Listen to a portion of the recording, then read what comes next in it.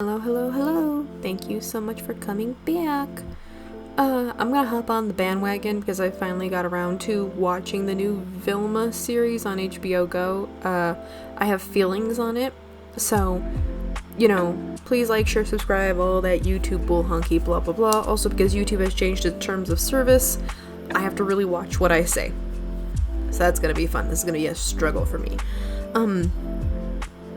Yeah, let's talk about the new Velma series. And let's really nail this down, right? Scooby-Doo is not a hard concept. There's 4 things you need to remember. Number 1, there's 4 teenagers. Very important. Must have 4 teenagers. Which, by the way, the 4 teenagers' names, in case anybody cares to remember them, are Freddie Jones, the himbo, Daphne Blake, the rich girl, who's actually really smart, just not as smart as Velma Dinkley, and Norville Rogers, who is the actual Shaggy character, which, for the record, Norville Rogers sounds like a fake name you give when you're trying to, outrun the police, but whatever. Number 2, they are friends that deeply care for each other. This is also very important. Number 3, they solve mysteries. That is also very important. Number 4, there is a talking dog. I know that is a hard concept to wrap your mind around, but there is, in fact, a talking dog. It's important that we remember this, because Scooby-Doo franchise is literally built on this concept of 4 teenagers running around solving mysteries with a Great Dane that talks. That's it. And some people, right, are like, oh, but they changed the races. Gonna let you know right now, I don't care that the races were changed for a Scooby-Doo interpretation. I don't. None of it matters. None of it can matter. For 2 different reasons it can't matter. Number 1, it's the 21st century. You guys gotta get into the 21st century. Let it go. Race is not that big of a deal. Number 2, you can do anything with it, but there are certain things of it that you have to do. Here, ready? One interpretation of Daphne and Fred, but I'm focusing on Daphne, that I've never particularly liked, that, of course, the Velma show falls into, is the idea that Daphne is super popular and therefore super mean and, nasty to people. Because no, she isn't. Daphne may be the pretty one and not have as many book smarts as Velma, but she is still a part of this dorky amateur detective team with her 3 friends who stop adults dressing up like ghosts from committing property crimes or whatever. She's kinda weird, and probably would likely be a social outcast due to her hobbies despite her interest in makeup and fashion. One interpretation I like of Daphne is, of course, Scooby-Doo Mystery Incorporated. She is shown to have rich parents who are willing to practically pay for her success, and she's shown to be really pretty and people like her and whatnot, but she's still not a super popular girl. Amongst her sisters, she's the least successful. Her parents disapprove of her spending her time doing investigations with Mystery Inc. instead of trying to achieve something greater, and most of the time at school, she's seen talking to members of Mystery Inc. and not surrounded by other popular girls or, the pretty people, whatever. She's Daphne, so she still likes makeup and fashion, but that doesn't default her to popular girl, and you cannot call default Mystery Incorporated Daphne, nasty, even if she can get upset when someone bothers her. No offense, but if somebody bothers you, that's a human response. Similar with Fred, he's not a rich, mean, bungholio. He's literally the friendliest guy to the point that he sometimes doesn't see that others wish him harm due to his own open friendliness. That stupid movie where he's a camp counselor at a summer camp that is kind of down in the dumps, right? Poorer for those of you who want a one-for-one comparison. It's compared to the other more successful rich camp across the lake, means nothing to him because he still harbors love for his small camp and the kids attending it, and he's dedicated to giving them a good experience. That's just peak Fred Jones right there, friendly and upbeat and wholesome and cares for others. Fred is also smart, since he's usually the trap guy, and also coming up with complex traps to catch their villain of the week. He's a strong leader, but not by virtue of being a dick. Anyway, HBO Velma sucks, but I just wanted an excuse to talk about Scooby-Doo characters, and these are good qualifications, so, here we are. But I'm not done. I'm actually not.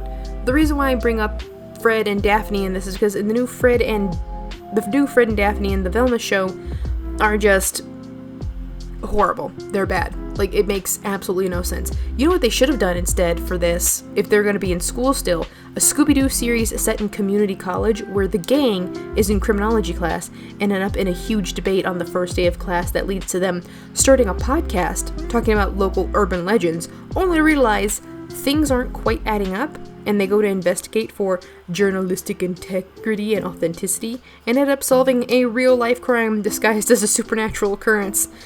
This happens every week by happenstance, and they're frequently featured on the school newspaper and like in the local news. And the funny part is they only have 20 listeners, which is just made up of locals and their family. That's it. That's all it is. That would have been probably a better show. It really would have been. But no. And I realize why my idea sounds good. Because I want people to have fun. Like, I'll be completely honest, I was never a super duper mega big Scooby-Doo fan.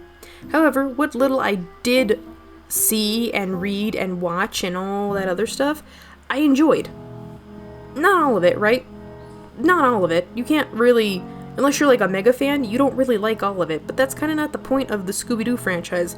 The point of the Scooby-Doo franchise is it's these 3 kids, their dog, solving generic mysteries and all that other jazz, and it's funny. That is it. That is the end-all be-all of the Scooby-Doo franchise. This should not be hard. This should not cause debate. This should not cause everything to, like, combust because one person decided to make, you know, questionable life choices on what they wanted to do for the Velma series. Which is really all this is, right? They decided to make Fred the most stereotypical white guy in college with the too rich family and all that other jazz. I'm sorry, did you watch the original? He drank his respect woman juice every day. Sometimes he was so respectful to the point where it's like, my guy, she wants to climb you like a tree. Please, take the hint. Shaggy was shown to just, no, I just like eating my snacks and hanging out with my dog and all that other jazz. That's it. This shouldn't be a hard concept, but this new Velma series seems to be falling into this pitfall of, nope, everything's gotta be horrible and edgy and which makes no sense. It makes zero sense. It makes zero sense to the point where, okay, I guess so. That's fine. Look, I'm usually upbeat and happy for most of my videos because I don't like particularly being mad. So I'm gonna end this on stuff that they kind of did well in this series, to give it a little bit of praise. I like the fact that the characters are uniquely designed because all their head shapes are different, all the color schemes for them still fall into the same Scooby-Doo category of Velma is orange, Daphne is purple, Shaggy is green, blah blah blah. That's good. And that's the only good thing about it. Everything else for this, though, is a weird mix of annoyance and aggravation. And I don't want to be annoyed and aggravated about it because being annoyed and aggravated about it means 2 things. 1, I am not enjoying your show because I can't get past my annoyance. And number 2, I can't get past my annoyance because my aggravation is sitting there like the biggest turd in the world in the middle of the walkway. I can't do that. It stresses me out. I don't like being stressed. It's not good for me.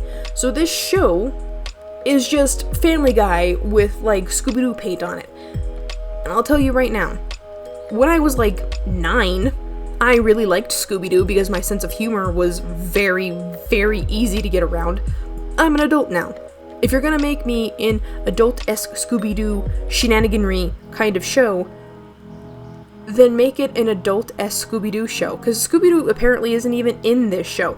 I only got to episode 2 and I clocked out like I couldn't. I gave it a good try and I couldn't do it. But why do you have so many clips of it? I stole this actually from somebody else who did suffer through it, so thank them because I wasn't going to.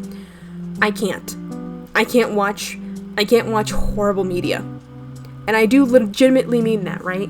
I can't watch horrible media. It's the reason why I don't watch Big Mouth. I'm sorry, I don't care how many cool voice actors they got. Your voice actors mean nothing if your story is crappy. But you have a bunch of other Scooby-Doo IP running through the background. I do. Because there's a difference. Even though the older Scooby-Doo is a little rough around the edges and, not as polished animation-wise, the story itself is pretty solid. 10 out of 10, pretty solid. Even the the last year Velma thing where she fell in love with the villain Coco Diablo. That was a weird one, but you know what? They stayed really true to the original Scooby-Doo, like, formula that I kind of was just like, alright, I'll allow it. I'm confused, but I'll allow it. Because I can't be mad, like, Here, you wanna know what? Here's an even better example. A more mature storyline for the Scooby-Doo franchise that had a more complex plot. Scooby-Doo on Zombie Island. Scooby-Doo on Zombie Island talked about the fact that these people that originally lived on this island were, because of YouTube's stupid new rules, unalived, which is a dumb word, deleted. There we go, that's a better word. Were deleted from the global census. And because of that happening, they made a deal with some very sketchy supernatural powers, actual for real supernatural powers that legitimately raised the dead. So the entire island is now a hot pocket of supernatural shenaniganry.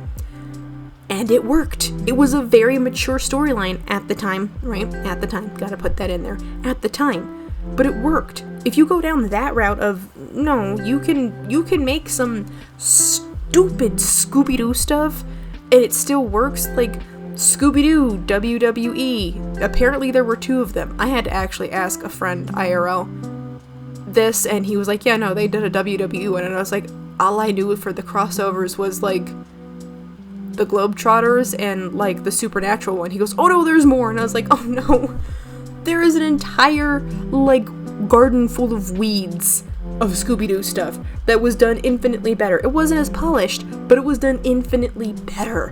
And this Velma show falls short of that. And I'm being serious. If you're nitpicky about how stuff aesthetically looks, you're never going to find anything you like because you're always going to find fault with it. But if you're here for the story, you will begin to forgive a lot of stuff. You will forgive 99% of all of the animation flaws if you find them, because you're not here for the animation. I am here for the story.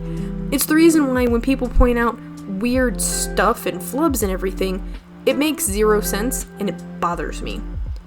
Like, when it's in something like live action, then you can point it out because it's glaringly obvious. But when it is just Scooby-Doo and it's animation, you do get a pass on this. That's it. That's my 2 cents on this. I hope you guys have an amazing rest of your day.